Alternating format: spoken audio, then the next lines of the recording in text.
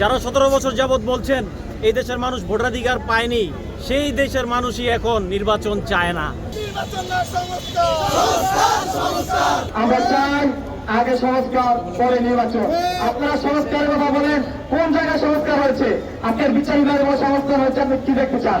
এখন পর্যন্ত সাধারণ হত্যার বিচার হয়নি, এখন পর্যন্ত টগি হত্যার বিচার হয়নি, এখন পর্যন্ত মৃত্যু হত্যার বিচার হয়নি, এখন পর্যন্ত তনু হত্যার বিচার হয়নি।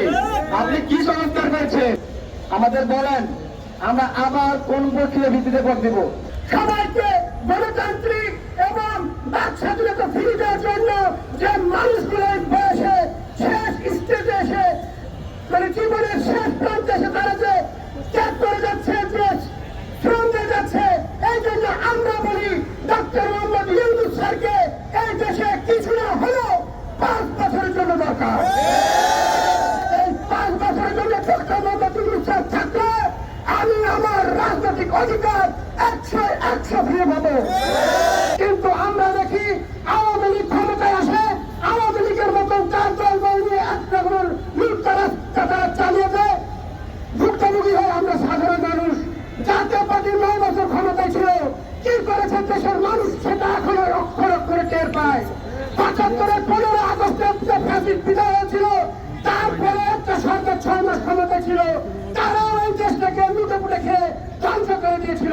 যারা 17 বছর যাবৎ বলছেন এই দেশের মানুষ ভোটাধিকার পায়নি, সেই দেশের মানুষই এখন নির্বাচন চায় না। আপনাদের যদি মনে হয় দেশে নির্বাচনের প্রয়োজন, আপনারা গণপরিষদের একটা নির্বাচন করুন। গণপরিষদের নির্বাচনের মাধ্যমেই বোঝা যাবে জনগণ নির্বাচন চায় কি চায় না। আপনারা যেহেতু নির্বাচনী রোডম্যাপ চাচ্ছেন, আমরা নির্বাচনী রোডম্যাপ আপনাদেরকে দিচ্ছি।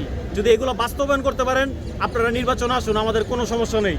আমাদের রোডম্যাপ হচ্ছে, সর্বপ্রথম আমরা চাই জুলাই আন্দোলনের হত্যার বিচার, সংবিধান সংস্কার, বিচার ব্যবস্থার সংস্কার, শিক্ষা ব্যবস্থার সংস্কার, ব্যাংকিং খাত সংস্কার, আইন শৃঙ্খলা সংস্কার, দেশের বাণিজ্য সংস্কার, রোহিঙ্গা সমস্যার সমাধান সংস্কার, সরকারি নিয়োগ ব্যবস্থার সংস্কার, সামাজিক ব্যবস্থার সংস্কার, পার্বত্য বিশৃঙ্খলা সংস্কার, ঘরবাড়ি রাস্তাঘাট সংস্কার, জাতীয় রাজনৈতিক নেতাদের সংস্কার, নির্বাচন ব্যবস্থার সংস্কার, স্থানীয় সরকার নির্বাচন, তারপরে আমরা চাই নির্বাচন। যারা আমাদেরকে বলছেন যে ভয় দেখাতে পারবেন, খুনি হাসিনাই আমাদেরকে কোনো ভয় দেখাতে পারেননি, তার আপনারা এ থেকে শিক্ষা নিন, 24 থেকে শিক্ষা নিন, আপনারা আমাদেরকে কোনো ভয় দেখাতে পারবেন না।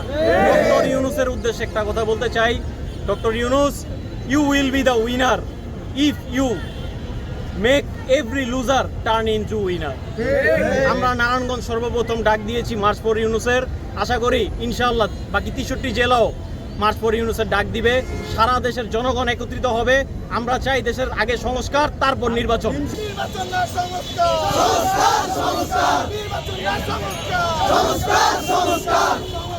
সংস্কার